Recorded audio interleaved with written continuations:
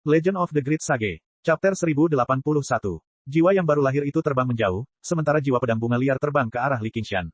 Dia tersenyum puas. Nak, aku akan menunjukkan kepadamu seperti apa teknik pedang itu. Jiwa yang baru lahir itu terbang kurang dari 5 kilometer sebelum tiba-tiba terbelah menjadi dua, meledak dengan keras. Cahaya yang menyilaukan menerangi 1000 kilometer saat gelombang udara melonjak keluar.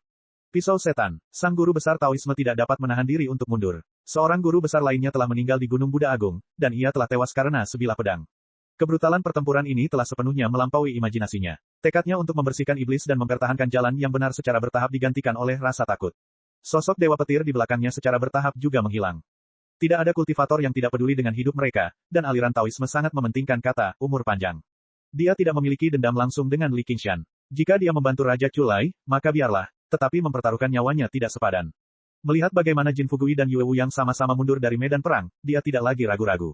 Dia tiba-tiba berubah menjadi seberkas petir dan bersiul pergi. Dia bahkan tidak menyapa Raja Chulai. Wajah Raja Chulai sedingin baja. Bahkan jika dia membunuh Li Qingshan kali ini, otoritas keluarga Raja Chu akan runtuh.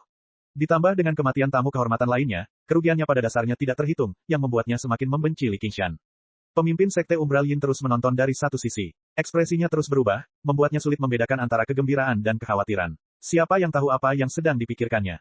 Akan tetapi, Ratu Kegelapan berpikir dalam hati, dukungan Suanyu terhadap Li Qingshan dengan cara apapun bukanlah tanpa alasan.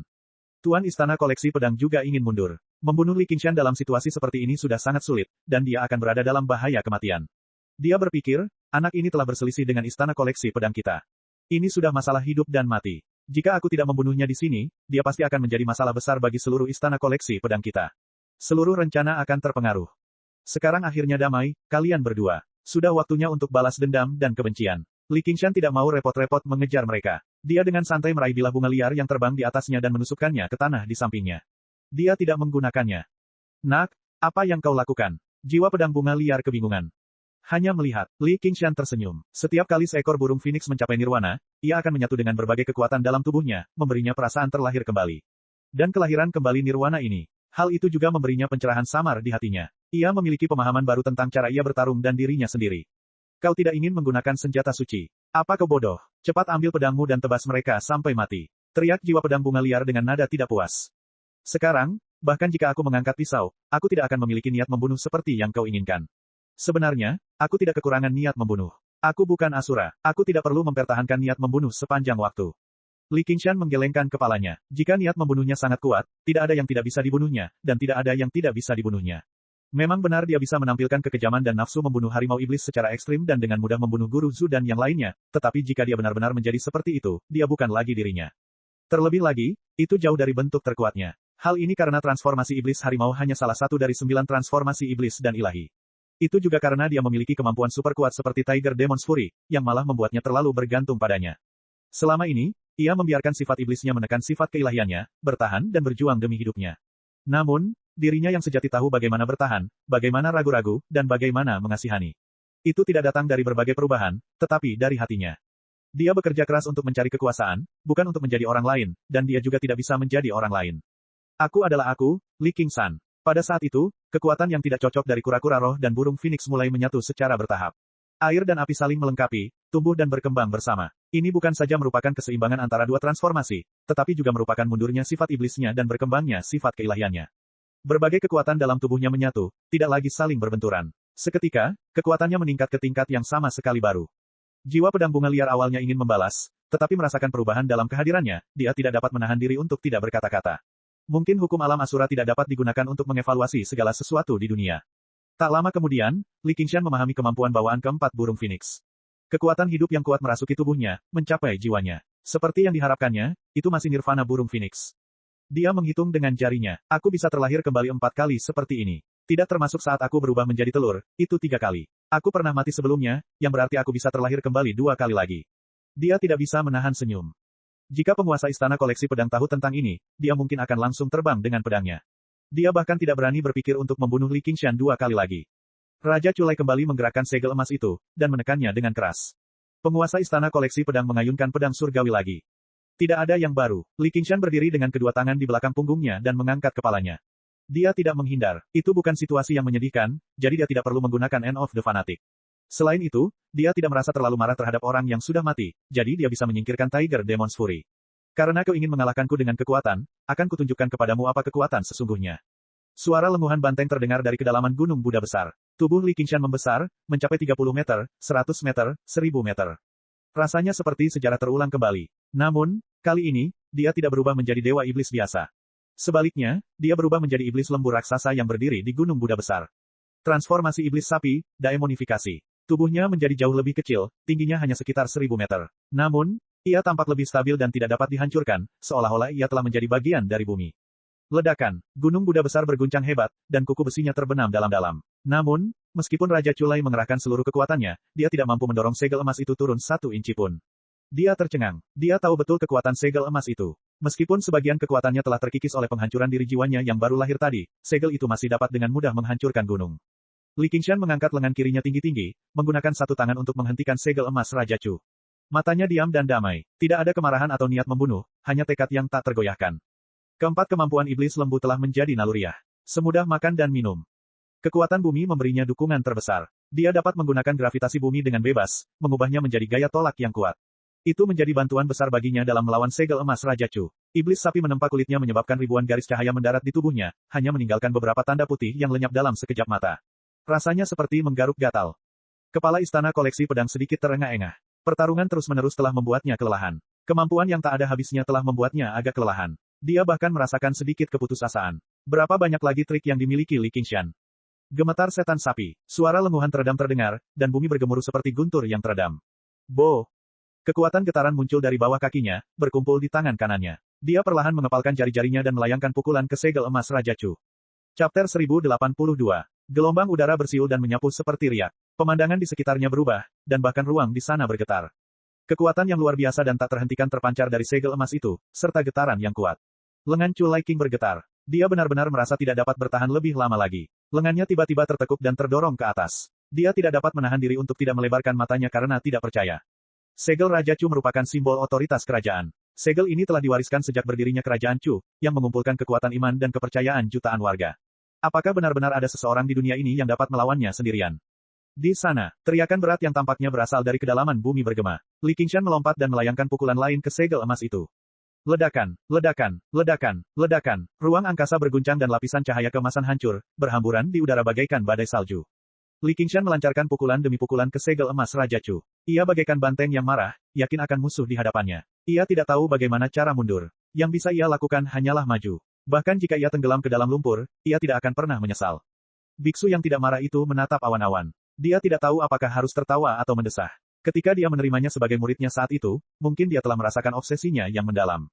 Itu bahkan lebih kuat dari obsesinya sendiri. Tidak peduli seberapa mudah dia berubah di permukaan, hatinya tidak pernah berubah. Aku tidak tahu jalan mana yang kau ambil, tapi kalau kau mau pergi, pergi saja. Raja Culai bangkit dan mundur berkali-kali, seolah-olah dia tidak mampu melawan obsesi yang mengerikan ini. Dengan serangkaian ledakan, segel emas itu terangkat berulang kali. Cahaya keemasannya meredup hingga batasnya. Tiba-tiba, dengan suara retakan muncul pada karakter Chu pada segel Raja Chu.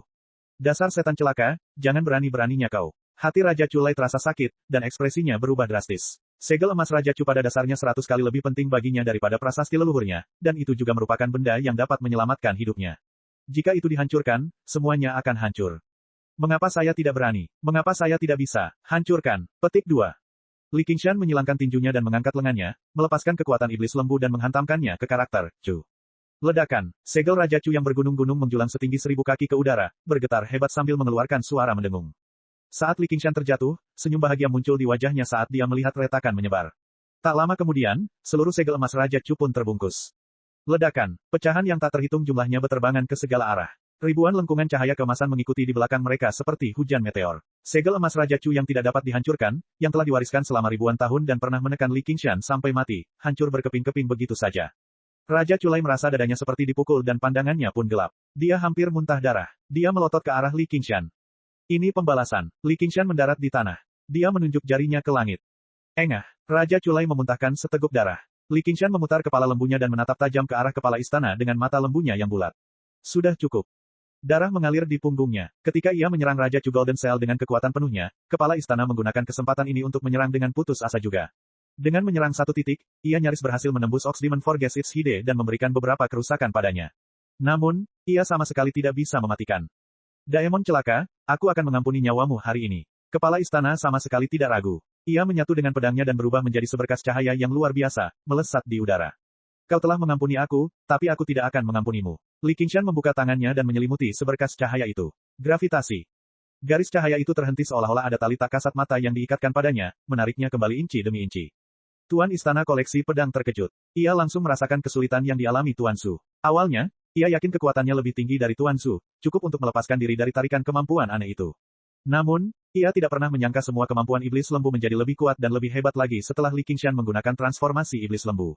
Bahkan ketika dia menggunakan kekuatan penuhnya, dia tidak mampu melepaskan diri dari tarikan tak kasat mata itu. Blade, kemari. Li Qingshan menekan dengan tangan kanannya, dan pedang bunga liar terminus terangkat ke udara, mengembang dengan cepat hingga menjadi pedang besar yang panjangnya beberapa ratus meter. Dia memegangnya di tangan hitamnya, dan pedang itu bersinar terang di bawah sinar matahari. Tidak ada niat membunuh yang ganas, tidak ada teknik pedang yang mendalam, bahkan tidak ada bilah pedang yang tajam. Yang ada hanyalah tebasan pedang yang agung, berat, luas, dan sederhana. Pedang itu melesat, meninggalkan jejak hitam. Namun, di mata kepala istana, itu adalah turunnya dunia kegelapan. Tolong aku, teman. Kepala istana berkomunikasi, tetapi tidak ada jawaban. Secerca amarah melintas di matanya, dan dia mengayunkan pedang surgawi dengan tegas. Hehe, aku akan mengantarmu pergi. Jari Netherworld, pemimpin Sekte Umbral Yin tiba-tiba mengulurkan tangannya dan mengarahkan jari kurusnya ke arah kepala istana. Anda, kepala istana menggigil, dan wajah menyeramkan bagai hantu muncul di wajahnya. Biasanya, dia tidak takut dengan serangan seperti ini, tetapi saat ini, itu seperti sedotan terakhir yang mematahkan punggung unta. Pedang surgawi itu runtuh dengan cepat. Rencana besarku, dia meraung dengan kekuatan terakhirnya. Li Qingshan, kamu tidak akan pernah memiliki akhir yang baik. Itu sama sekali tidak penting. Li Qingshan mengepalkan tinjunya dan menekan dengan kuat, memusnahkan kepala istana dalam getaran gelap. Tepat pada saat ini, Raja Chu yang ganas mengangkat sebuah kuali tinggi, mulut kuali itu memuntahkan ribuan cahaya yang menyilaukan. Gunung-gunung dan sungai-sungai Qingzu menyebar tanpa henti di langit, menyelimuti segalanya, memancarkan semacam keagungan yang tidak manusiawi. Itulah pengumpulan hukum langit dan bumi, itu adalah kuali Qingzu, salah satu dari 9 kuali di dunia. Itu memiliki kekuatan yang lebih kuat daripada segel Raja Chu, yang mengumpulkan kekuatan iman rakyat, tetapi dia lebih suka kuali Qingzu dihancurkan, dan bukan segel Raja Chu. Ini karena kuali provinsi hijau bukan hanya simbol otoritas, tetapi juga tanda penyerahan. Akibatnya, Raja Chulai tidak akan menggunakannya kecuali dia tidak punya pilihan lain. Biasanya, dia hanya membutuhkan satu segel emas untuk menekan semuanya. Matanya bulat, rambutnya yang panjang acak-acakan. Dia tidak berekspresi, tetapi ada kemarahan yang tak terlukiskan di wajahnya. Tidak seorang pun bisa mengabaikan ancaman seperti itu. Bahkan raja-raja dari 8 provinsi, bahkan 10 raja Daemon. Namun, Li Qingshan hanya melirik ke atas. Kau juga tidak menginginkan ini. Dengan itu, dia melangkah menuruni gunung Buddha besar, menuju ke arah Buddha raksasa yang sedang mengejar Little N. Sedikit tanda perjuangan muncul di wajah Raja Chulai. Dia tidak seperti Li Qingshan, yang sendirian di dunia. Sebagai penguasa provinsi hijau, Raja Kerajaan Chu, dia memiliki kekuatan besar, tetapi juga tanggung jawab besar. Kehendak dan warisan dari beberapa lusin raja, serta pertempuran dan perang yang tak terhitung jumlahnya, telah meletakkan dasar bagi Kerajaan Chu. Jika ini terus berlanjut, bagaimana dia bisa bertahan melawan serangan Kerajaan South Shin? Dia tidak ingin menjadi penguasa kerajaan yang telah hancur, jadi dia ragu-ragu. Buddha raksasa itu sedang fokus mengejar Little N ketika tiba-tiba bayangan besar menyelimutinya. Sebuah tangan besar tiba-tiba jatuh, menekan kepala Buddha dan mengangkatnya. Sang Buddha berbalik dan menghantamkan telapak tangannya dengan keras ke lutut Li Qingshan. Chapter 1083. Retakan. Terdengar suara logam pecah. Lututnya hampir hancur berkeping-keping. Li Qingshan menyeringai. Ia meraih kepala Buddha dengan kedua tangannya dan menariknya. Naik. Ibu jarinya mencengkeram mata Sang Buddha. Tangannya melepaskan gelombang kekuatan bergetar yang bertabrakan dengan cahaya Sang Buddha. Suara-suara aneh terdengar. Sang Buddha melambaikan telapak tangannya yang keemasan dan menamparkan pergelangan tangan Li Qingshan. Retakan. Kedua tulang pergelangan tangannya hancur pada saat yang bersamaan. Li Qingshan memegang kepala Buddha dengan erat. Ia tidak akan melepaskannya sampai lengannya patah. Buddha ini memang kuat. Tubuhnya bahkan lebih kuat dari segel emas Raja Chu. Aku tidak dapat menghancurkannya bahkan jika aku menggunakan seluruh kekuatanku. Jika aku melawannya sendirian, akan sulit untuk mengalahkannya. Namun tanpa disadari, sifat Buddha yang lemah namun luas itu memiliki pengaruh yang jauh lebih kecil padanya. Ini bukan karena perbedaan ukuran. Tampaknya sifat keras kepala iblis kerbau lebih cocok untuk menahan aura, atasan, ini daripada sifat iblis harimau yang ganas dan agresif. Hati iblis harimau masih bisa kacau, tetapi iblis kerbau tidak akan bertobat bahkan jika dia terjebak dalam lumpur. Namun, dia tidak sendirian. Matahari terbenam di sebelah barat. Cahaya matahari bersinar ke bawah. Jubah biksu berwarna putih berkibar, disepuh dengan lapisan emas dan merah. Sepasang kaki telanjang yang sempurna mendarat dengan ringan di kepala Buddha. Buddha, tebuslah dosa-dosaku, kata Little N dengan suara pelan. Ia memegang pedang pembunuh Buddha dengan kedua tangan dan menusukkannya tanpa ragu-ragu.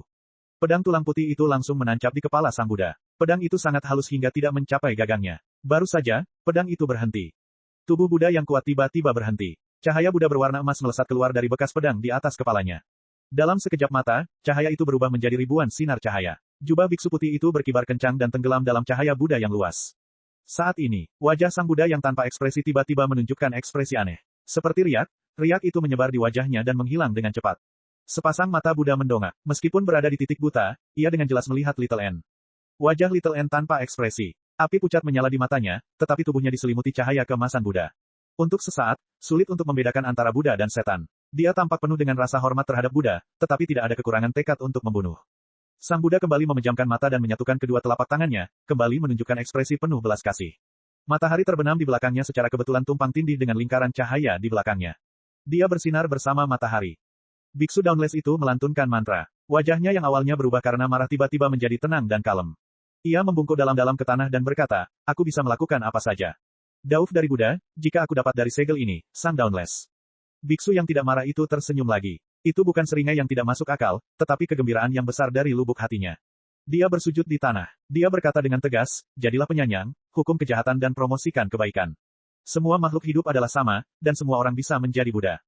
7 Raja Biksu Harta Karun dan para biksu lainnya semua membungkuk dalam-dalam, dengan khusyuk melantunkan semua yang telah mereka pahami dalam hidup mereka. Ribuan suara bagaikan sungai yang kembali ke laut, menyatu dalam Dharma Buddha yang tak terbatas. Itu jauh lebih agung daripada Kidung Devanaga. Pemandangan provinsi hijau yang terpantul dari kuali provinsi hijau di tangan Raja Chulai tiba-tiba menjadi acuh tak acuh. Tidak lagi memiliki martabat agung yang menekan segalanya. Hukum dunia juga menjadi tidak berarti. Semua kemuliaan menjadi milik Sang Buddha.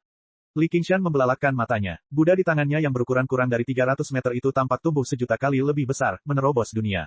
Menatap ke bawah dari ketinggian yang tak terlukiskan, Buddha itu bahkan lebih cemerlang dari matahari.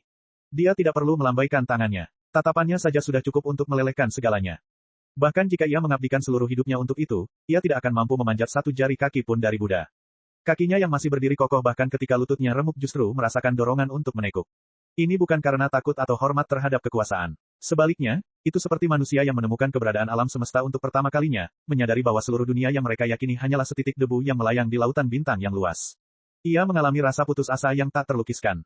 Lututnya gemetar saat ia menggertakkan giginya begitu keras hingga hancur. Darah dan api membuncah dan mengalir di mulutnya, tetapi tidak mampu menenggelamkan keputusasaan yang mendalam. Ini bahkan lebih sulit daripada diburu oleh Raja Naga Laut atau diancam oleh Kyongki.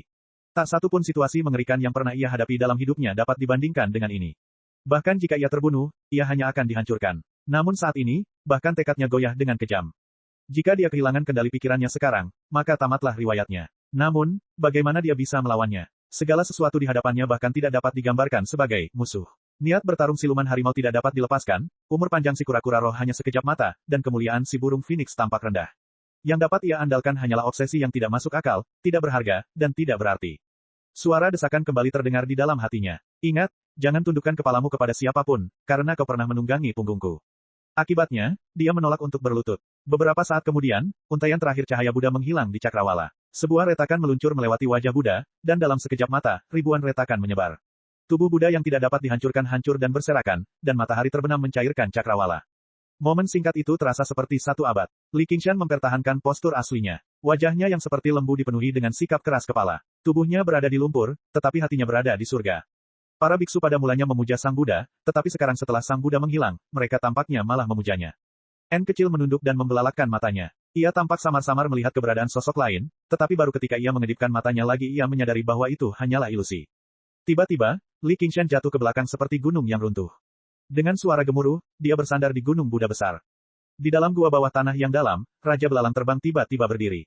Mulutnya terbelah dan menelan setengah kepala Grandmaster Pertanian ke dalam perutnya. Ki Iblis melonjak di belakangnya saat ia bergumam pada dirinya sendiri dengan senyum kejam, jika kau tidak bisa mati setelah membunuhku sekali, kau akan mati setelah membunuhku 2 kali. Qingshan, N kecil tiba di samping Li Qingshan.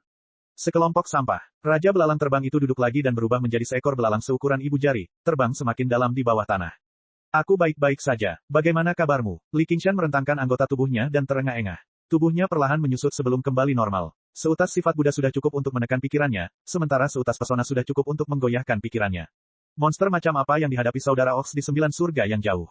Panen yang luar biasa. N kecil tersenyum. Ia tidak hanya memperoleh semua sarira yang ditinggalkan oleh para biksu terkemuka di masa lalu dari biara Candi Devanaga, yang membangun fondasi untuk kultivasinya di masa depan, tetapi jurus terakhir pembunuhan Buddha telah memberinya tidak kurang dari yang sebelumnya. Ia mengangkat tangan kanannya dan menunjukkan pedang pembunuh Buddha kepada Li Qingshan. Garis emas tambahan menembus pedang itu, dan Li Qingshan samar-samar dapat merasakan perubahannya. Pedang yang menjijikkan, minggir dari hadapanku. Suara jiwa pedang bunga liar mengandung sedikit peringatan.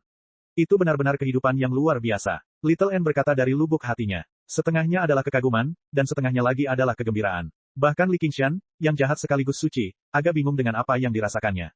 Ratu Kegelapan melayang mendekat. Sebelum dia sempat mengatakan apapun, seekor kucing hitam melompat keluar dari dadanya dan mendarat di samping Li Qingshan dan Little N. Dia berkata dengan sangat terkejut, Meong. Hitam besar, sedikit putih. Itu benar-benar kamu. Chapter 1084. Li Qingshan dan Little N saling memandang dan tersenyum. Sudah lama sekali mereka tidak mendengar kedua nama ini.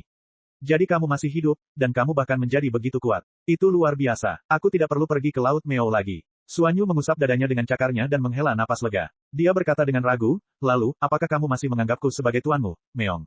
Aku tidak pernah menjadi tuanmu. Li Qingshan berkata dengan jengkel, tetapi dia tetap tersenyum.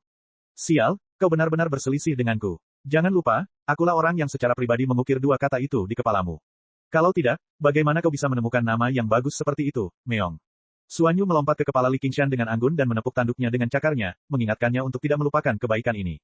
Saat itu aku tergoda untuk membunuhmu. Li Qingshan menatap mata kucing itu. Haha, kamu memang marah cukup lama waktu itu, tetapi tidakkah kamu tetap menerimanya dengan patuh? Ayo, panggil aku tuan lagi. Kepala berbulu Suanyu mencuat dari kepala Li Qingshan saat dia menatapnya dengan matanya yang berwarna berbeda. Apakah kau melihat betapa kuatnya aku tadi? Li Qingshan mengusap dahinya. Itu sangat hebat. Kamu menjadi setinggi gunung dan membunuh semua orang tercela itu. Kamu pada dasarnya bahkan lebih hebat dari tuan. Kata Suanyu dengan penuh semangat. Kau, Ratu Kegelapan terkejut. Bahkan dia merasa sedikit hormat pada Li Qingshan saat ini. Li Qingshan berdiri dan menunjuk kepalanya. Kebetulan aku kekurangan hewan peliharaan. Bisakah kamu memberikan kucing ini kepadaku? Sebelum Ratu Kegelapan sempat mengatakan apapun, Suanyu berseru, aku bukan peliharaanmu. Aku tuanmu, guru. Itu bukan urusanmu. Li Qingshan menggendongnya. Dia masih ingat bagaimana dia menculiknya ke Provinsi Naga saat itu. Ibu, N kecil mengangguk ke arah Ratu Kegelapan dan berkata kepada Raja Culai di langit, ayah, tolong berhenti. Raja Culai terdiam beberapa saat. Suan Yue, tahukah kamu bahwa kamu adalah musuh publik semua umat Buddha di dunia? Jika ada yang ingin membunuhku, biarkan saja mereka datang. Aku tidak akan menahan diri terhadap orang-orang di luar biara Candeva Naga. N kecil menggelengkan kepalanya dengan lembut. Dia tidak keberatan menambahkan beberapa tasbih doa tengkorak lagi. Sampai hari ini, bahkan jika Master Kiri Kuil Lingguo ingin membunuhnya, musuh Buddha, dia harus berpikir dua kali. Meskipun orang-orang Buddha tidak kekurangan semangat pengorbanan, mereka tahu batas mereka. Tidak akan ada serangan bunuh diri. Raja Culai menutup matanya. Dia menghela napas panjang. Di dunia kultivasi, yang kuat dihormati, dan pendapat yang lemah tidak dibutuhkan. Tidak diragukan lagi, dia telah memulai jalan yang lebih jauh. Dibandingkan dengan itu, bahkan posisi Raja Chu tidak ada apa-apanya. Kemudian dia menatap Li Qingshan dalam-dalam, tidak dapat menyembunyikan kebencian di matanya sama sekali. Li Qingshan, keluhan kita sebesar gunung dan lautan. Kita tidak dapat hidup berdampingan di bawah langit yang sama. Kau bukan lawan yang kuinginkan, dan kau juga bukan lawanku. Jika kau ingin membenciku, maka bencilah aku. Namun, masalah hari ini tidak sesederhana itu. Aku tidak tahu apa yang direncanakan oleh Istana Koleksi Pedang, tetapi itu tidak penting. Li Qingshan mengangkat bahu. Ketika dia punya waktu, dia akan mengunjungi Istana Koleksi Pedang lagi dan membantai dua tetua langit dan bumi, serta menyingkirkan semua pedang di puncak koleksi pedang di sepanjang jalan. Raja Culai berangkat. Dia secara pribadi yakin dia bisa melawan Li Qingshan, tetapi jika dia melibatkan putrinya sendiri di pihaknya, maka tidak ada peluang untuk menang sama sekali. Jika dia terus berdebat, dia hanya akan meminta untuk dipermalukan. Saat dia menatap matahari terbenam yang terbenam di Cakrawala, dia tiba-tiba merasakan kesedihan. Dia tahu mungkin akan sulit baginya untuk membalas dendam. Ratu Kegelapan menatap Cakrawala yang jauh dan tiba-tiba merasa agak sedih. Suara N kecil terdengar dari sampingnya. Ibu, ayah sedang dalam suasana hati yang buruk. Kau harus menemaninya. Kalau begitu kau, Sang Ratu Kegelapan enggan berpisah dengannya. Dia mungkin tidak ingin menemuiku saat ini, kata Little N. Suanyu, mengapa kau tidak kembali ke Sekte Umbral Yin bersamaku? Kau bisa menunggu ibumu di sana juga. Kalian sudah berpisah selama bertahun-tahun, jadi sebaiknya kalian menghabiskan waktu bersama, kata guru Sekte Umbral Yin. Namun, nadanya yang sinis benar-benar tidak sesuai dengan isi yang lembut. Baru saja, terima kasih banyak. Li Qingshan menggenggam tangannya pada guru Sekte Umbral Yin. Meskipun dia agak tidak setuju dengan tindakannya yang hanya menonton dari pinggir lapangan dan goyah karena angin, dia tidak menjadi musuhnya. Dan, jika bukan karena jarinya pada akhirnya, benar-benar akan ada masalah saat kuali provinsi hijau milik Raja Culai jatuh. Hehe, tidak apa-apa. Aku seharusnya lebih berterima kasih padamu karena telah mengizinkan Sekte Umbral Yin dan Istana Koleksi Pedang untuk menentukan pemenangnya, kata pemimpin Sekte Umbral Yin. Di bawah tatapan serius Ratu Kegelapan, N kecil mengangguk setuju. Ratu Kegelapan tersenyum, dan sebagian besar kesuramannya lenyap. Aku akan segera kembali. Tepat saat dia hendak terbang, sebuah tangan ramping mencengkeram lengan bajunya dan berbalik. Itu adalah seorang wanita muda dengan bulan sabit di dahinya. Suanyu, maaf, aku hampir melupakanmu. Ikutlah denganku. Sang Ratu Kegelapan sedang dalam suasana hati yang sangat baik, dan untuk pertama kalinya ia meminta maaf. Namun, itu agak aneh. Pada dasarnya, ia tidak pernah memperlihatkan wujud manusianya di hadapannya. Tidak perlu, Tuan. Anda telah menemukan Suanyu yang asli. Saya tidak perlu menjadi UR Anda lagi. Suanyu tersenyum, memperlihatkan gigi taringnya yang tajam. Kau tidak perlu pergi. Aku akan memperlakukanmu seperti sebelumnya. Ratu Kegelapan bukanlah orang yang peduli dengan hubungan, tetapi dia masih memiliki perasaan setelah menghabiskan bertahun-tahun bersamanya. Suanyu menggelengkan kepalanya, dan lonceng di lehernya berdenting. Ratu Kegelapan melirik Li Qingshan dan tidak berusaha membuatnya tinggal lebih lama. Kau bisa kembali kapanpun kau mau. Little N dan Li Qingshan telah sepakat untuk bertemu lagi ketika Raja Roh Jangkrik Emas naik tahta.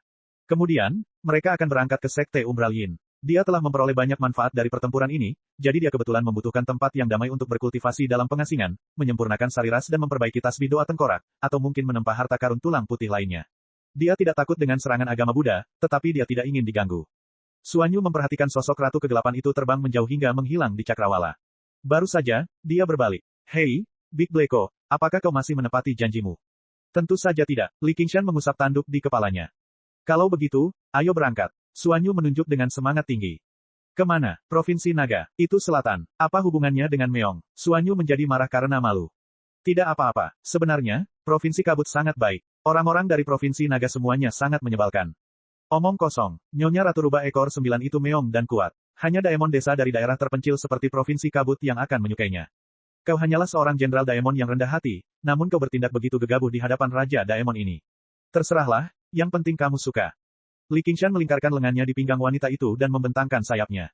Pada saat berikutnya, dia telah tiba di balik awan. Pandangannya menembus awan dan menatap pegunungan yang bergelombang. Para biksu di biara itu masih tenggelam dalam suasana suci, bersujud di tanah dan sama sekali mengabaikan segala sesuatu di sekitar mereka. Jika dia tidak pernah menyaksikan Dharma Buddha yang tak terbatas, dia mungkin akan mengejek mereka karena ketidaktahuan mereka, tetapi saat ini, yang bisa dia lakukan hanyalah tenggelam dalam pikirannya. Biksu yang tidak marah itu merasakan sesuatu dan mengangkat kepalanya. Wajahnya yang tembam dipenuhi dengan ketidakberdayaan. Li Qingshan melambaikan tangan sambil tersenyum. Tiba-tiba, dia merasa sedikit gelisah, tetapi itu lenyap dalam sekejap. Chapter 1085.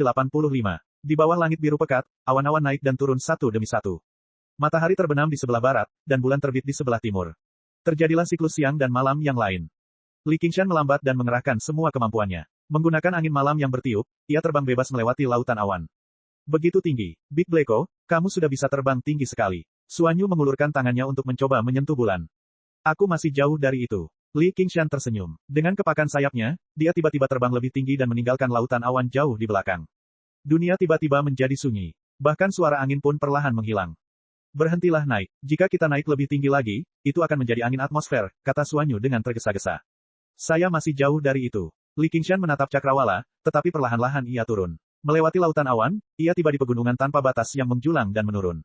Di masa lalu, mereka pernah melewati ribuan gunung bersama-sama untuk pergi ke Provinsi Naga, tetapi mereka berhenti di perbatasan. Tiba-tiba dia menunjuk ke garis biru panjang di cakrawala. Lihat, apa itu? Itu, tebing pedang es. Mata Suanyu membelalak saat dia melihat garis biru itu membesar dan tinggi dengan cepat. Pada akhirnya, garis itu berubah menjadi gunung es yang menjulang tinggi yang membelah pegunungan dari timur ke barat. Di atasnya ada gunung panjang yang dipenuhi awan hitam, dan salju turun darinya seperti bulu angsa. Suara angin dan salju kembali terngiang di telinganya, semakin keras dan keras. Akhirnya, Li Qingshan berdiri di bawah tebing pedang es sekali lagi. Gunung es itu sama tinggi dan megahnya seperti sebelumnya, tetapi tidak lagi tampak begitu sulit untuk diatasi. Angin kencang mengacak-acak rambutnya yang merah menyala. Sebelum salju sempat mendarat di tubuhnya, salju itu menguap karena panas dari sayap burung phoenix, menghasilkan kabut putih. Kau ingin memanjatnya lagi? Tanya Suanyu bingung. Tidak, itu sudah cukup. Sekali saja sudah cukup. Li Qingshan melangkah maju dan menekan tangannya ke gunung es dengan lembut. Big Blacko, ikutlah aku ke Provinsi Naga. Jika keadaan menjadi buruk, aku tidak akan membiarkanmu menjadi peliharaanku lagi. Suanyu menunjukkan rasa malu yang langka. Sekarang belum saatnya. Li Qingshan memiliki semacam pemahaman di dalam hatinya. Mungkin tidak akan pernah ada saat seperti ini. Awalnya, dia ingin tetap bersamanya, tetapi dia menemukan bahwa jarak di antara mereka bahkan lebih jauh daripada saat dia dibawa kembali ke South Hope City. Saat ini, dia bisa pergi ke kota South Hope sesuka hatinya. Dia bahkan bisa menjelajahi Dragon Plain dengan mudah dan mengagumi kecantikan Ratu Rubah Ekor 9, tetapi dia tidak bisa memperpendek jarak di antara mereka. Sia-sia saja memintanya untuk tetap tinggal. Dia mungkin juga akan memenuhi keinginannya. Sudah waktunya berpisah. Jika kau tidak mau pergi, biarlah. Aku sendiri yang akan pergi, kata Suan Yue dengan penuh kebencian. Matanya yang besar tampak agak linglung saat menatap punggungnya. Tiba-tiba, tebing pedang es berguncang pelan. Seolah-olah raksasa es sedang mengguncang tubuhnya. Salju dan es memenuhi langit, dan di bawah cahaya bulan, ia tampak luar biasa megahnya. Li Qingshan menutup matanya, seolah sedang mendengarkan sesuatu, dia melepaskan kekuatan getaran dari tangannya, terkadang kuat dan terkadang lemah, menjalani penyesuaian yang halus. Es yang membentuk tebing pedang es bahkan lebih keras dari baja, dan mengandung energi spiritual yang menakjubkan. Itu jelas tidak terbentuk secara alami. Legenda mengatakan bahwa tebing pedang es terbentuk dari pedang suci yang jatuh dari langit, tetapi tidak ada kultivator yang datang untuk menerobos es demi mencari pedang itu selama bertahun-tahun. Dia merasa agak aneh, tetapi dia tidak terlalu memikirkannya. Dulu, gunung es inilah yang menghalangi jalannya. Saudara Ox juga telah pergi dari sini, meninggalkan permintaan dari atas surga. Dia telah mempercayakannya dengan terlalu banyak perasaan dan janji. Karena ini adalah awal dari segalanya, maka dia akan memulainya lagi dari sini. Resonansi. Li Qingshan tiba-tiba membuka matanya. Kekuatan getaran berdesir dari tangannya, menyebarkan lapisan es putih dan memperlihatkan lapisan es biru yang setengah transparan. Kemudian, menyebar ke seluruh tebing pedang es. Kekuatan getarannya tidak kuat, tetapi membuat tebing pedang es bergetar hebat. Potongan-potongan es berjatuhan.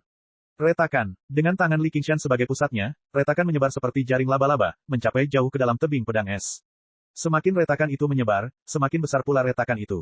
Retakan itu seperti sambaran petir hitam, yang menyebar secara tak terkendali. Li Qingshan menarik tangannya dan berbalik. Dia menarik Suanyu ke dalam pelukannya dan mencium bibirnya yang lembut. Meong, Suanyu membelalakan matanya dan melingkarkan lengannya di leher pria itu erat-erat, lalu menciumnya dalam-dalam. Dalam sekejap mata, tebing pedang es runtuh dengan keras. Dengan suara keras yang menggetarkan bumi, potongan-potongan gunung Han seukuran gunung kecil jatuh dengan deras, memenuhi langit dengan es dan debu, hampir membubarkan awan gelap yang menggantung di langit sepanjang tahun, menenggelamkan sosok mereka yang berpelukan.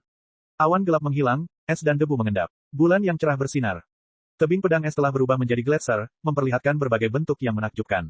Di bawah sinar bulan, gletser-gletser itu bersinar dengan cahaya dingin yang luar biasa. Jalan menuju Provinsi Naga tidak lagi terhalang. Angin dingin bertiup, menyegarkan dan menyenangkan. Sudah waktunya berangkat. Li Qingshan mengusap kepalanya, dan telinga kucingnya bergetar. Dia enggan melepaskannya. Dia begitu lembut dan lemah dalam pelukannya, yang membuatnya merasa kasihan padanya. Dia khawatir tentang masa depannya yang tidak pasti, jadi dia mencoba membujuknya. Mengapa kamu tidak pergi ke Provinsi Mist? Raja Pohon Beringin adalah teman baikku. Dia akan menjagamu. Bukan urusanmu. Suanyu menolaknya dengan tegas dan mendorong Li Qingshan menjauh. Dia menyeka mulutnya dengan kuat dan berkata dengan marah. Dia tidak patuh seperti yang terlihat. Dia sangat keras kepala. Namun, siapa yang tidak memiliki sedikit sifat keras kepala di komunitas kultivasi? Li Qingshan mengangkat bahu dan mencetak jimat giok sebelum memasukkannya ke tangannya. Tidak peduli bahaya apapun yang ada, dimanapun aku berada. Mengerti. Apa itu? Suanyu menerima jimat giok itu dan tiba-tiba menunjuk ke kedalaman gletser.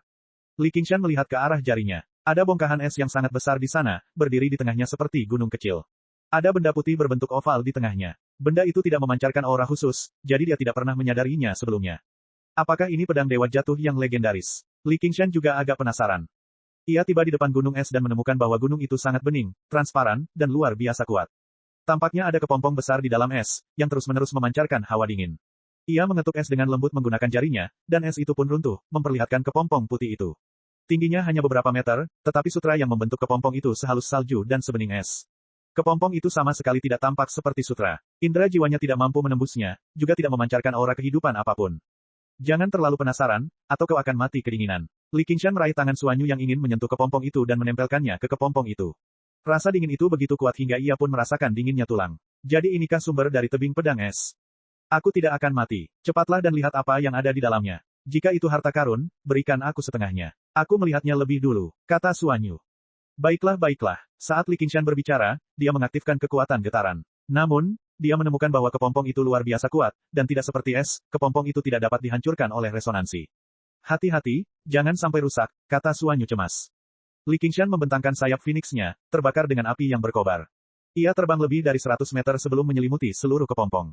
Sutra itu meleleh dan berubah menjadi air yang mengalir. Perlahan-lahan, sebuah sosok muncul dari kepompong itu. Chapter 1086. Kamu bisa memakan semuanya.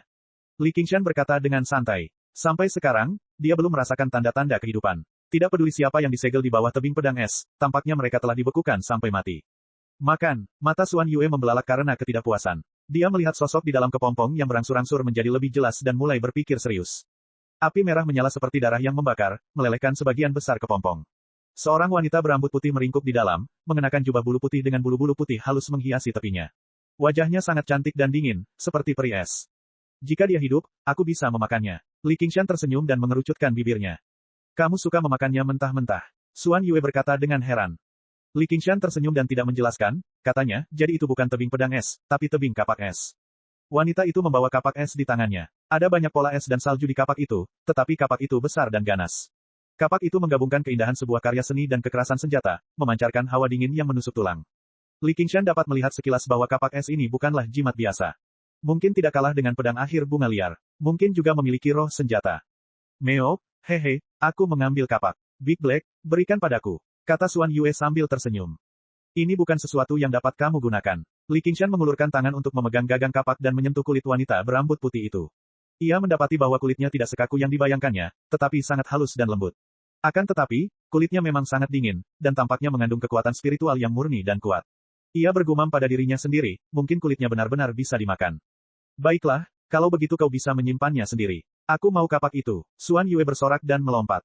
Li Qingshan tidak peduli padanya. Ia ingin mencabut kapak es dari dada wanita berambut putih itu, tetapi kapak es itu tampaknya membeku di tubuhnya. Jika ia mencabutnya dengan paksa, mungkin tubuhnya pun akan tercabik-cabik. Ia tidak sanggup melakukannya, jadi ia menggunakan api Phoenix untuk mencairkan es itu.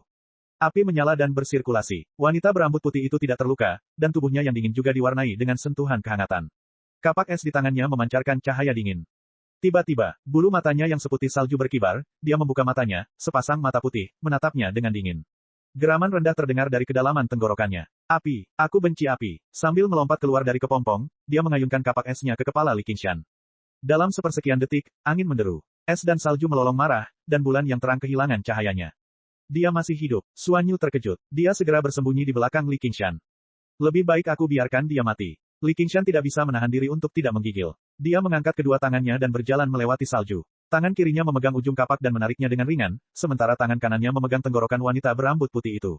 Meskipun kekuatan kapak itu tidak lemah, namun tidak ada apa-apanya dibandingkan dengan telapak tangan raksasa Sang Buddha dan segel emas Raja Culai. Wanita berambut putih itu berjuang keras, dan kapak esnya bergetar tanpa henti. Dalam sekejap mata, tubuh Li Qingshan ditutupi lapisan es. Namun, sejak dia merasakan dinginnya air ultimate, dingin semacam ini tidak ada apa-apanya. Penyuruh menekan lautan. Li Qingshan menggigil pelan, dan es di sekitarnya pecah. Cincin cahaya biru samar menyelimuti kapak es dan wanita itu. Keduanya terdiam.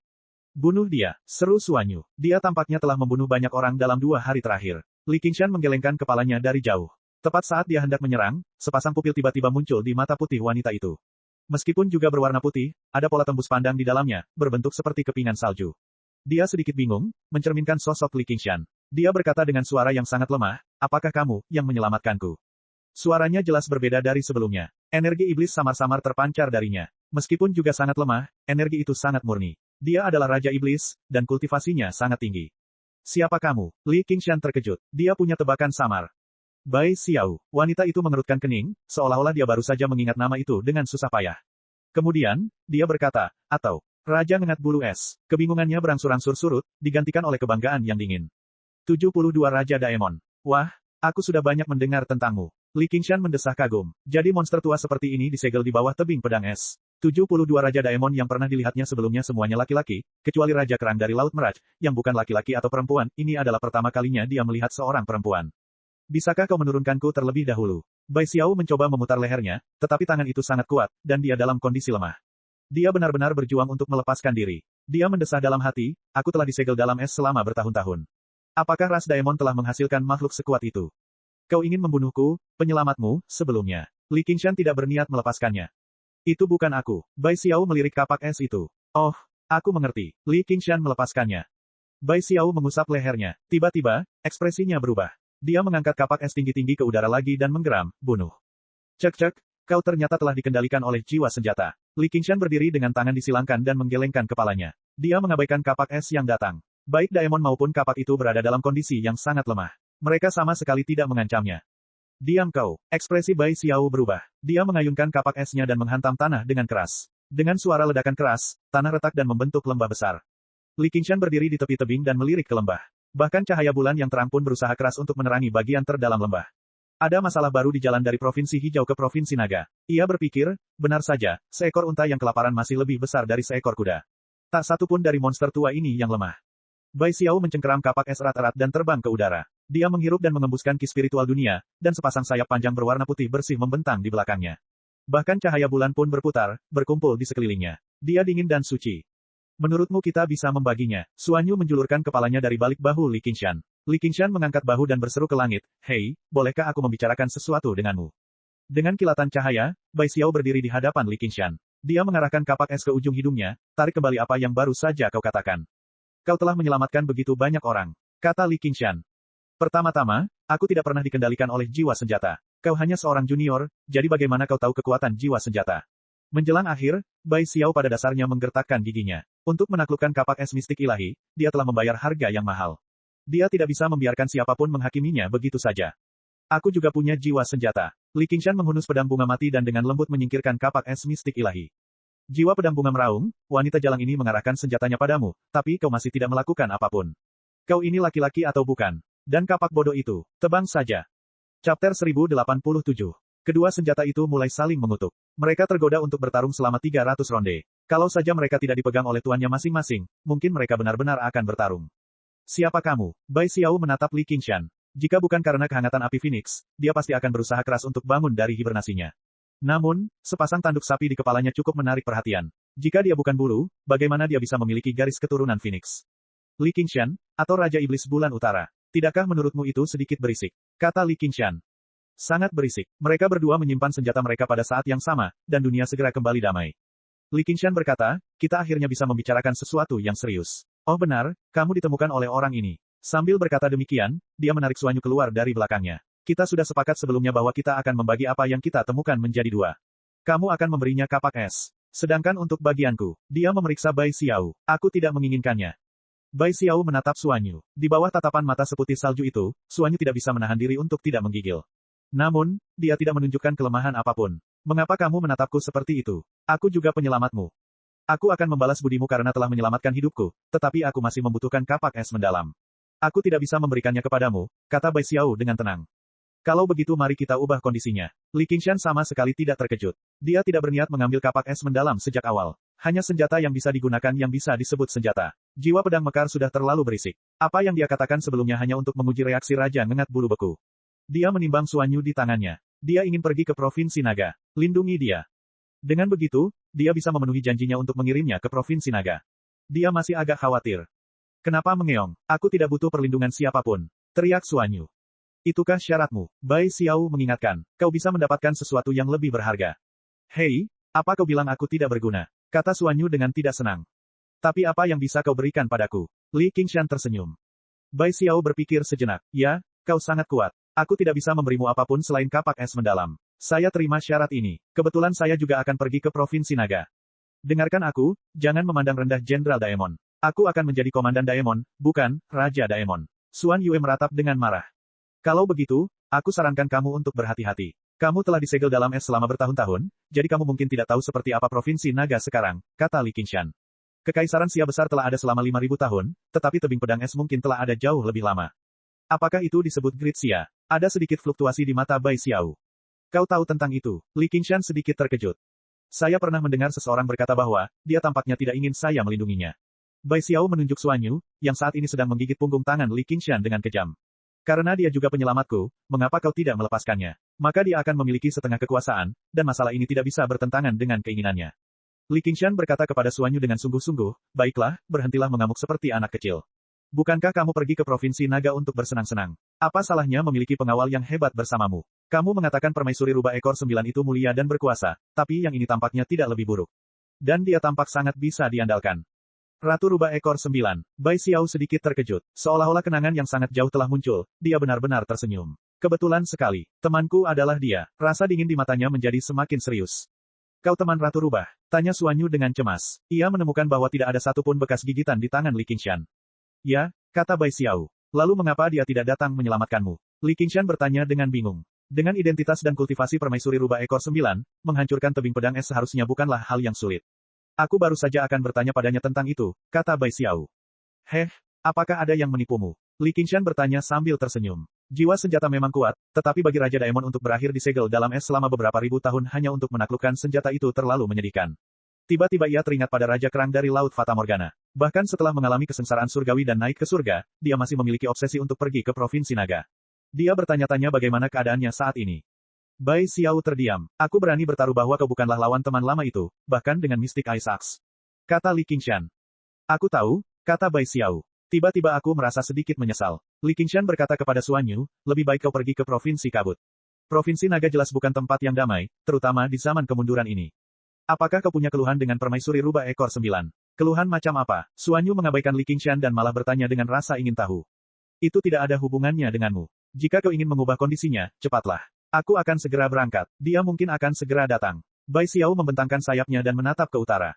Dia nampaknya sangat menarik. Ayo kita pergi ke Provinsi Naga. Suan Yu melambaikan tangannya. Anda bajingan. Li Qingshan menggelengkan kepalanya dan melepaskannya. Karena dia bersikeras melakukan ini, dia tidak akan menghentikannya lagi. Jalannya adalah pilihannya. Bai Xiao meraih Suan Yu dan berubah menjadi seberkas cahaya putih, terbang ke arah barat laut. Dia bergerak dengan kecepatan yang mengejutkan, yang bahkan membuat Li Qingshan agak kagum. Dan ini terjadi saat dia dalam kondisi lemah. Jika dia sudah pulih sepenuhnya, dia mungkin akan sedikit lebih cepat. Jika mereka tidak terjebak, membunuh Raja Daemon yang hebat seperti itu pada dasarnya mustahil. Dengan perlindungannya, Suan Yu seharusnya tidak dalam bahaya. Oh benar juga, kalau terjadi apa-apa padanya, sebaiknya kau bersiap mati bersamanya. Bai Xiao menoleh ke belakang. Dia tidak terkejut maupun marah. Dia mengangguk sedikit, sedingin mesin. Li Qingshan tidak tahu apakah ini sifat alaminya, atau apakah kepribadiannya telah berubah drastis setelah ditipu oleh teman-temannya. Mungkin keduanya. Aku jadi bertanya-tanya, seberapa kecil luka Hua? Li Qingshan teringat pada teman-temannya. Ia mengepakkan sayapnya dan terbang. Setelah beberapa saat, terjadi perubahan mendadak di udara, dan seorang wanita mengenakan mantel bulu yang indah melayang turun. Dia melihat ke jurang yang dalam dan tersenyum, Xiao E, selamat datang kembali. Namun, sudah terlambat. Pada saat yang sama, di langit di atas jurang yang lebih dalam. Tuan Sekte Umbral Yin berkata, Suan Yu, apakah kamu masih ingat tempat ini? Tentu saja aku mau, kata N kecil. Separuh ingatannya sebelum kelahirannya kembali berasal dari tanah milik Raja Chu, sedangkan separuhnya lagi ada di sini. Sekte Umbral Yin, jurang 10.000 hantu. Itu seperti mulut hitam besar yang terbelah di tanah. Hembusan angin dingin bersiul, bercampur dengan ratapan hantu. Itu diselimuti oleh Yin Qi sepanjang tahun, tidak pernah melihat cahaya siang. Satu-satunya cahaya datang dari bintik-bintik api hantu, yang kadang-kadang berkumpul dan menyebar di waktu lain. Itu tidak tampak seperti tempat tinggal makhluk hidup, tetapi lebih seperti perpanjangan dari alam hantu lapar. Jembatan batu yang tak terhitung jumlahnya menghubungkan jurang. Batu-batu bergerigi lebih seperti gigi tajam dari mulut besar, menunggu mangsa datang mengetuk. Chapter 1088. Aku tidak pantas menduduki jabatan Master Sekte. Mata Little N berkilat seolah dia tergoda. Dengan kekuatanmu saat ini, apa yang perlu ditakutkan? Aku sudah tua dan seharusnya sudah menjadi hantu sejak lama. Aku ingin ibumu menggantikanku, tetapi kurasa dia tidak akan bisa bersaing denganmu.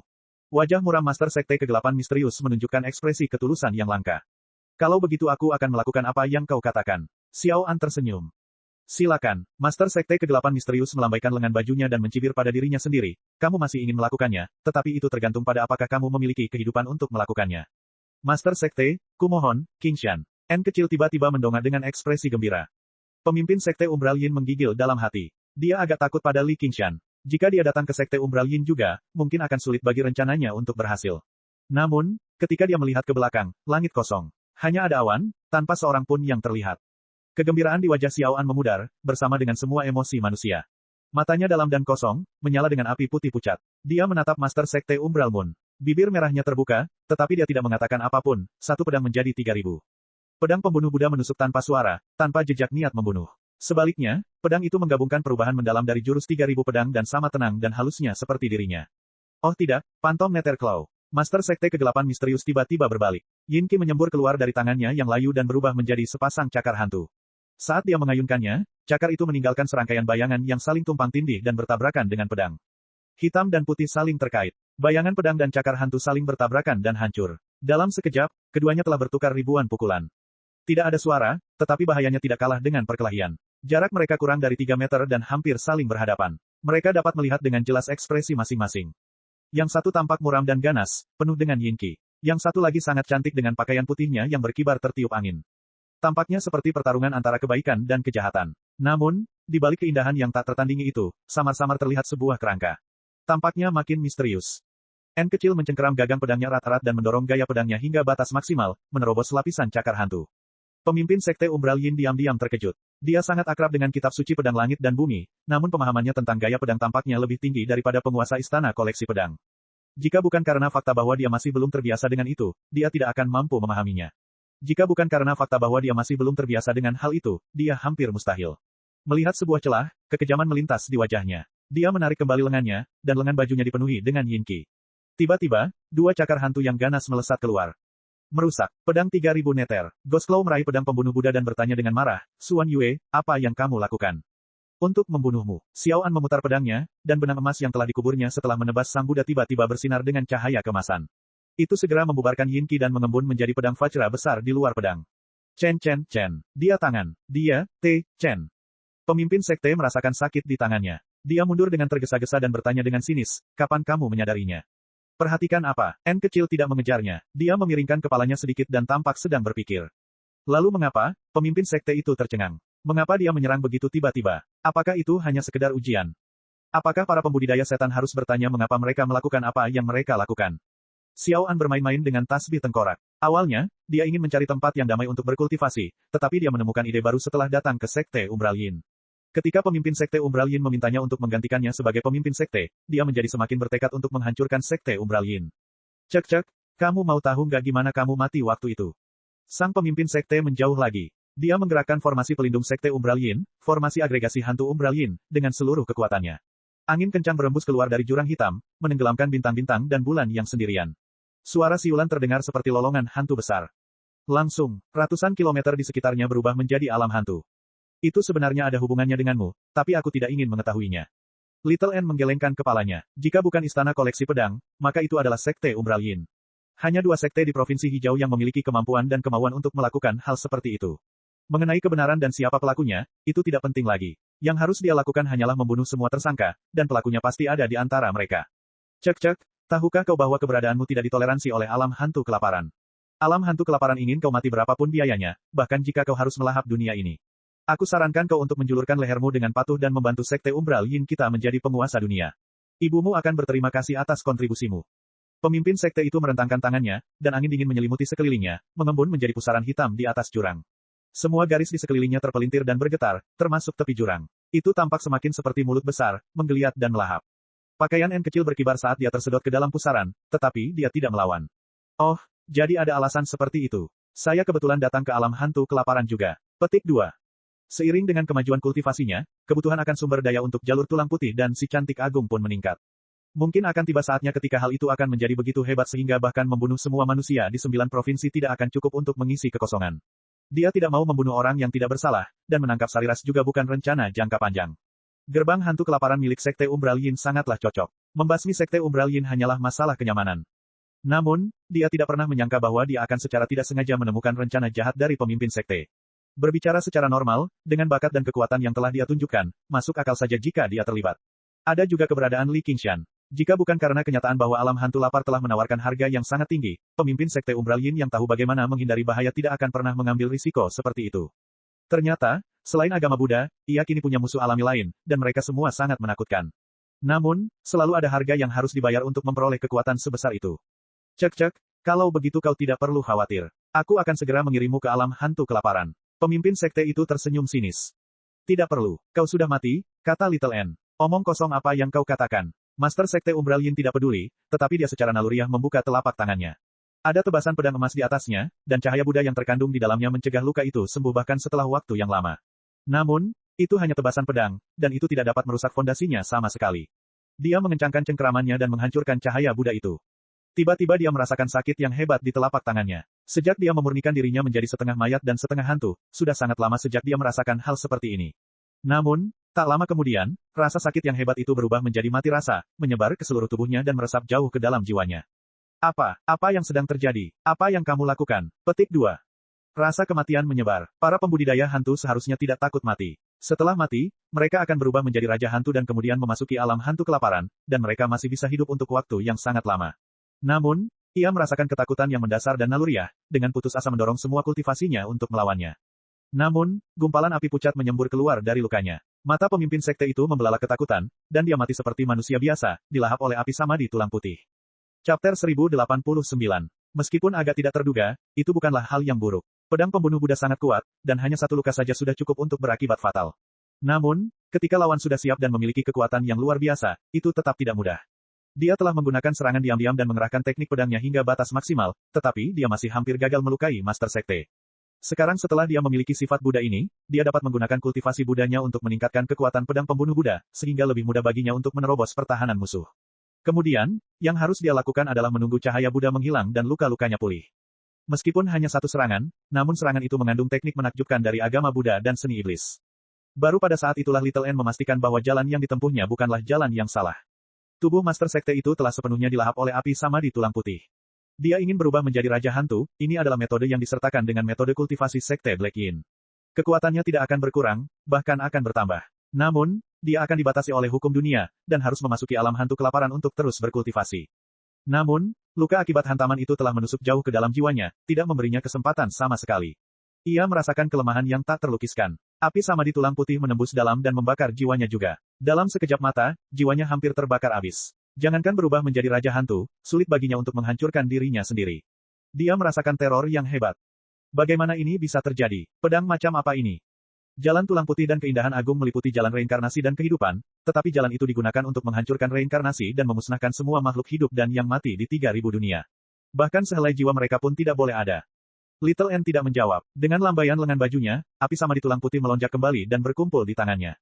Selain jiwa guru sekte yang meratap dan berjuang, ada juga cincin sumeru hitam yang mengambang di udara. Itu kristal dan tidak tampak biasa. Ada juga serangkaian manik-manik jiwa ungu tua, masing-masing menekan Raja Hantu. Totalnya ada 9. Ada pula jubah tau hitam yang tampak compang camping yang dikenal sebagai jubah penjaga roh. Itu juga merupakan harta karun tertinggi yang telah diwariskan di Sekte Black Yin selama puluhan ribu tahun. Itu dapat mencegah penggunanya terpengaruh oleh teknik seperti hukum dan kutukan. Itu juga dapat menahan serangan dari harta karun misterius. Namun, itu sama sekali tidak berguna melawan pedang pembunuh Buddha. Melihat semua yang telah dikumpulkannya selama 1000 tahun, sang ketua sekte telah menggunakan segala macam skema dan metode. Keduanya telah jatuh ke tangan musuh. Pemimpin sekte kegelapan misterius mengutuk, kau tidak akan membiarkan sekte kegelapan misterius hidup-hidup hari ini. Formasi konvergensi hantu Yin mendalam tidak berhenti. Sebaliknya, pusaran hitam berputar semakin cepat, dan daya isapnya menjadi semakin kuat, menyeret Little N ke dalamnya selangkah demi selangkah. Jiwanya bahkan mungkin dicabut. Di dasar jurang, api hantu yang tak terhitung jumlahnya membubung dan menyatu, mewarnai langit dan bumi dengan warna samar. Jutaan prajurit Yin menyerbu seperti gunung dan lautan, menutupi langit dan bumi. Jenderal hantu dan panglima hantu yang tak terhitung jumlahnya terbang di antara mereka. Teriakan perang yang memekakkan telinga itu bahkan membuat tulang putih Little N bergetar, dan beberapa lusin aliran Yin Qi yang besar membubung tinggi. Mereka semua adalah makhluk yang telah mengalami kesengsaraan surgawi ketiga.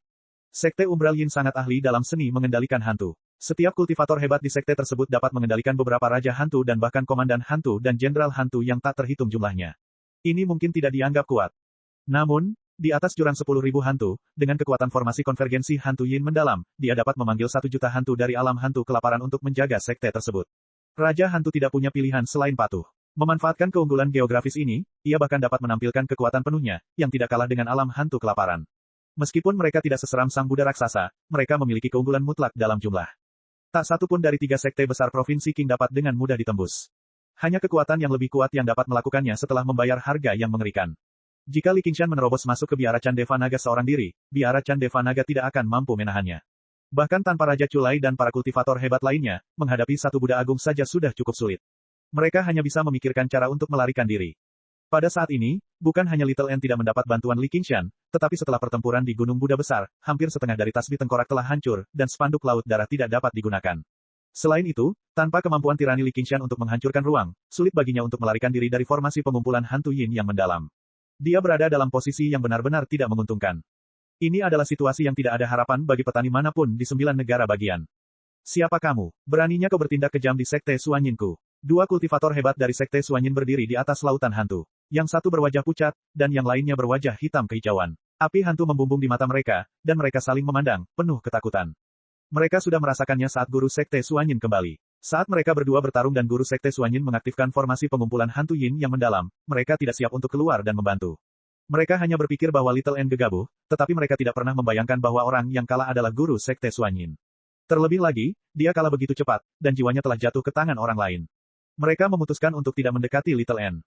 Ekspresi Little N normal, atau lebih tepatnya tanpa ekspresi. Dia mengabaikan kedua kultivator hebat itu dan berkata kepada Master Sekte Suanyin, aku bukan orang yang hidup, dan aku tidak ingin pergi. Namun, orang-orang dari alam hantu lapar tampaknya tidak memberitahu Anda mengapa mereka ingin membunuhku. Meskipun dia tidak tahu prestasi Bodhisattva tulang putih di alam hantu lapar, dia sudah menebak beberapa alasannya. Dia mengatupkan ibu jari dan jari telunjuknya seperti anggrek dan mengeluarkan tasbih tengkorak. Pemimpin Sekte Suanyin tercengang. Dia samar-samar tahu bahwa itu ada hubungannya dengan ramalan. Tampaknya api suci putih pernah turun ke alam hantu lapar dan menyebabkan kerusakan besar. Mengenai jenis kerusakannya, bahkan kaisar hantu yang menghubunginya tampaknya tidak tahu. Bukan karena alam hantu lapar sengaja menyembunyikannya, tetapi karena hampir semua hantu yang pernah melihat Bodhisattva tulang putih telah meninggal. Mereka yang selamat semuanya adalah dewa hantu dan setan mayat yang kuat. Status mereka begitu tinggi sehingga Master Sekte Suanyin tidak dapat berharap untuk mencapai mereka. Kalau bukan karena Dewa Iblis Kyongki yang aneh dan bengkok, dia tidak akan merendahkan dirinya untuk berkomunikasi dengan semut-semut di matanya. Pemimpin Sekte Kegelapan misterius memiliki firasat buruk. Dia melihat tasbih tengkorak jatuh ke lautan hantu dan langsung tenggelam. Baru saat itulah dia merasa sedikit lega. Tidak peduli seberapa kuat monster kerangka itu, dia tidak bisa melawan sejuta hantu, apalagi puluhan raja hantu. Namun, Little N tidak mengubah tasbih tengkorak menjadi iblis kerangka. Dengan jentikan jarinya yang tajam, tasbih tengkorak hancur berkeping-keping. Api samadhi tulang putih menyembur keluar. Seperti percikan api yang jatuh ke dalam panci berisi minyak mendidih, api samadhi tulang putih segera menyebar sejauh 100 km dengan suara ledakan. Jangankan prajurit hantu biasa, bahkan jenderal hantu pun langsung terbakar, menjadi bagian dari api samadhi tulang putih. Hanya komandan hantu yang mampu menahannya sejenak, tetapi hanya sesaat sebelum mereka langsung dilahap oleh api.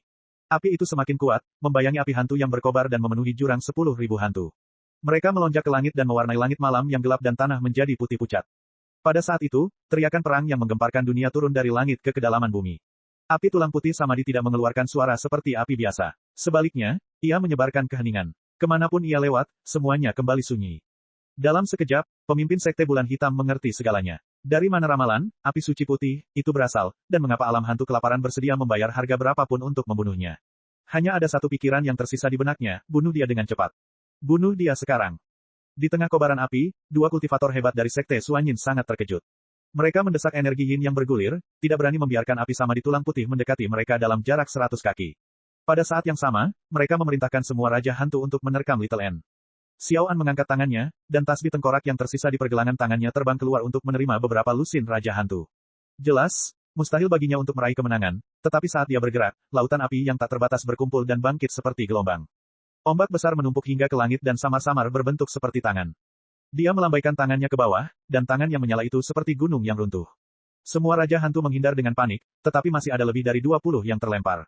Serangan mereka langsung runtuh, dan sisanya diblokir oleh setan kerangka, tidak dapat mendekat sama sekali. Para raja hantu merasakan ketakutan naluriah seolah-olah mereka telah bertemu musuh alami mereka. Meskipun mereka didorong dengan paksa, mereka tidak memiliki keinginan untuk bertarung. Dia mengangguk sedikit. Semuanya berjalan sesuai rencana. Hantu tingkat rendah ini jauh lebih mudah dicerna daripada relik, dan dapat segera diubah menjadi kekuatan samadhi White Bone Flame. Selain itu, menurut rencananya, relik ini akan digunakan untuk meningkatkan tingkat kultivasi Buddha. Jubah putihnya berkibar saat dia berdiri di atas lautan api. Dia sebenarnya sedang menekan seluruh Sekte Suanyin sendirian. Kalian tidak bisa melarikan diri, teriak guru Sekte Suanyin dengan histeris. N kecil mendongak lagi. Pusaran hitam itu sudah tepat di depannya. Jika dia tersedot ke dalamnya, bahkan tulang-tulangnya yang putih tidak akan mampu menahannya. Tanpa melihat sedikit pun, dia mengulurkan tangan rampingnya dan meremasnya pelan. Tidak, jiwa guru Sekte Suanyin hancur berkeping-keping dan terbakar menjadi gumpalan api tulang putih samadhi, lenyap sepenuhnya dari dunia. Chapter 1090. Dua tetua agung Sekte Umbral Yin tidak menunjukkan kesedihan atas kematian pemimpin Sekte. Mereka menyaksikan dengan penuh harap saat Little N tersedot ke dalam pusaran hitam. Little N tiba-tiba mengeluarkan cakram formasi. Ukurannya sebesar telapak tangan, berwarna hitam pekat dan berbentuk segi 8. Cakram itu memiliki dua roda, satu di dalam dan satu di luar. Roda bagian dalam diukir dengan wajah hantu yang ganas, sementara roda bagian luar berputar cepat, berubah menjadi lingkaran yang kabur. Cakram itu sangat mirip dengan pusaran hitam. Ekspresi kedua tetua agung itu berubah. Ini adalah cakram formasi dari formasi pengumpulan hantu Umbral Yin. Itu adalah warisan dari para master sekte sebelumnya. Jika mereka tidak memiliki cakram formasi ini, mereka bukanlah master sekte dari Sekte Umbral Yin. Little N memahami hal ini dengan sangat baik. Setelah membunuh pemimpin Sekte Umbral Yin, hal pertama yang dilakukannya adalah membuka cincin Sumerunya dan menemukan cakram formasi, lalu mulai menyempurnakannya. Formasi berbeda dari harta karun misterius biasa. Menyempurnakannya memerlukan pemahaman mendalam tentang strukturnya, dan bahkan formasi biasa pun memiliki struktur yang sangat rumit, apalagi formasi pelindung sekte besar. Akan ada banyak variasi yang berbeda, jadi itu bukanlah sesuatu yang dapat disempurnakan dalam waktu singkat. Namun, ketika Little N masih menjadi putri dari bulan mendalam, ia telah mempelajari struktur formasi pengumpulan hantu Umbral Yin dengan Ratu Kegelapan, serta berbagai variasi yang dapat dihasilkannya.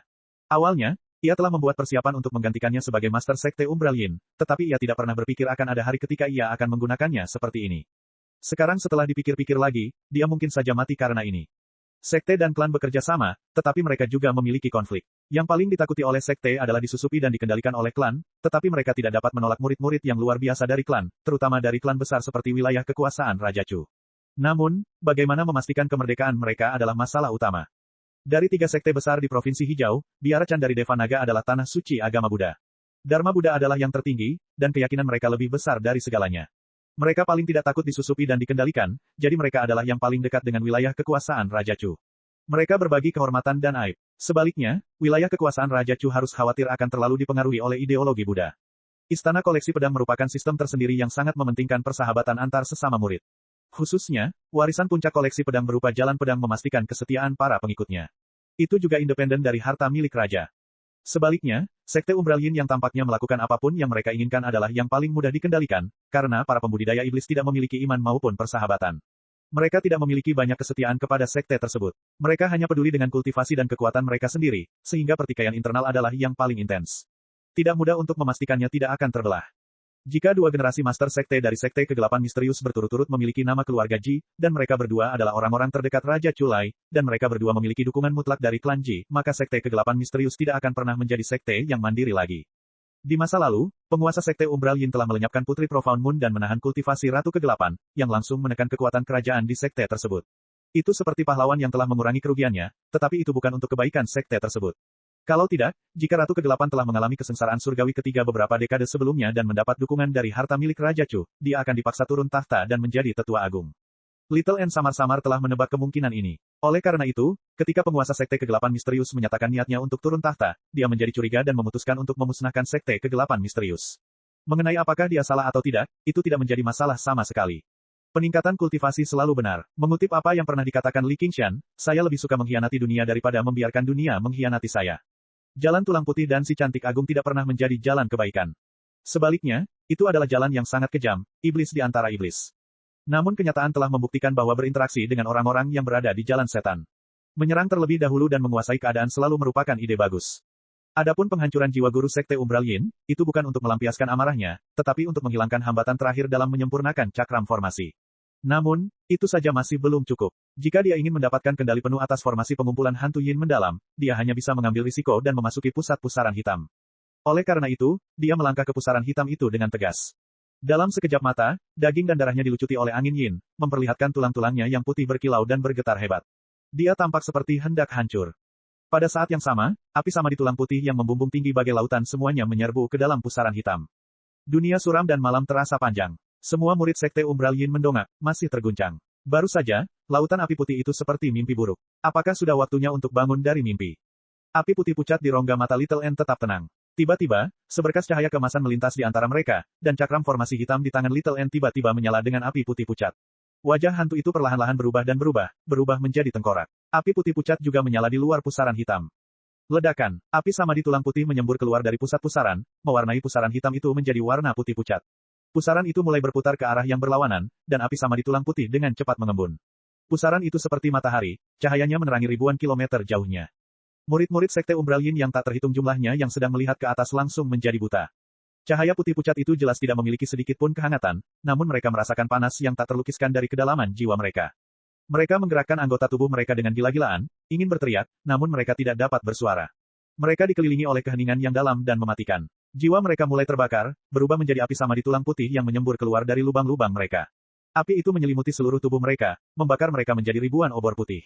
N kecil berdiri di tengah pusaran, rahangnya yang putih bersih terbuka dan tertutup.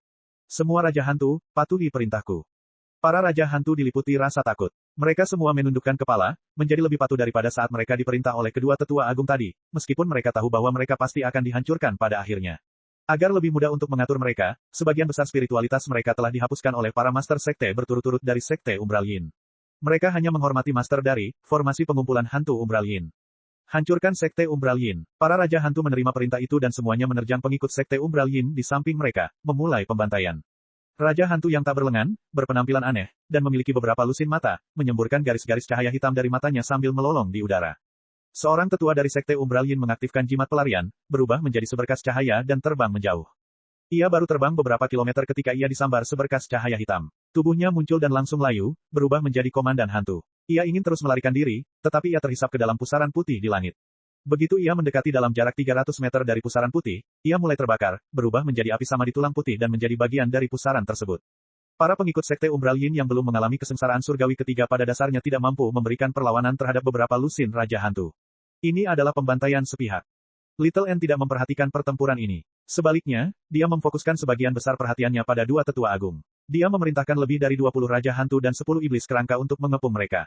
Kedua tetua agung itu melepaskan lebih dari selusin raja hantu untuk menghalangi mereka sebelum berbalik dan melarikan diri ke kedalaman jurang hantu segudang. Apakah kau ingin membuka gerbang hantu kelaparan? N kecil bergumam pada dirinya sendiri saat ia perlahan-lahan melepaskan diri dari pusaran putih itu. Daging dan darah tumbuh kembali, menyebar dari ujung jarinya ke seluruh lengannya. Dalam sekejap mata, darah dan daging itu telah menutupi seluruh tubuhnya, membuatnya tampak lebih murni dan tanpa cacat, cantik dan cantik. Dia menyisir rambutnya yang hitam panjang dan menutupinya dengan jubah pelindung roh berwarna hitam. Kemudian, dia perlahan turun dari langit, turun ke kedalaman jurang hantu segudang. Semua raja hantu dan iblis kerangka dipanggil kembali, membentuk formasi untuk melindunginya.